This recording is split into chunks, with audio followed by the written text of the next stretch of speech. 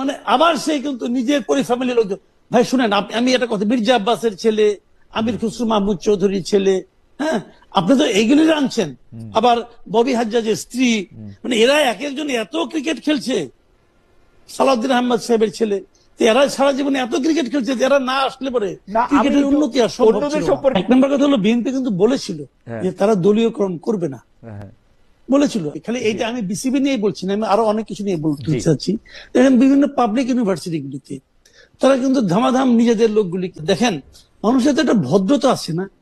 আমিনুল ইসলাম বুলবুল, উনি শেষ বয়সে এসে নিয়ে, ওনাকে একভাবে নিয়ে এসে নিয়ে বিসিবির চেয়ারম্যান বানাই দেওয়া হয়েছিল। আমিনুল ইসলাম বুলবুলের তো একটা অতীত আছে। এই ভদ্রলোক আমিনুল ইসলাম বুলবুলকে ক্রিকেটের সঙ্গে যারা মিনিমাম যাদের সম্পর্ক আছে, তারা কেউ বলতে পারবে না এটা অভদ্র মানুষ, কেউ বলতে পারবে না। নিতান্ত একজন ভদ্রলোক, আমরা তো টুকটাক সম্পর্কে জানি।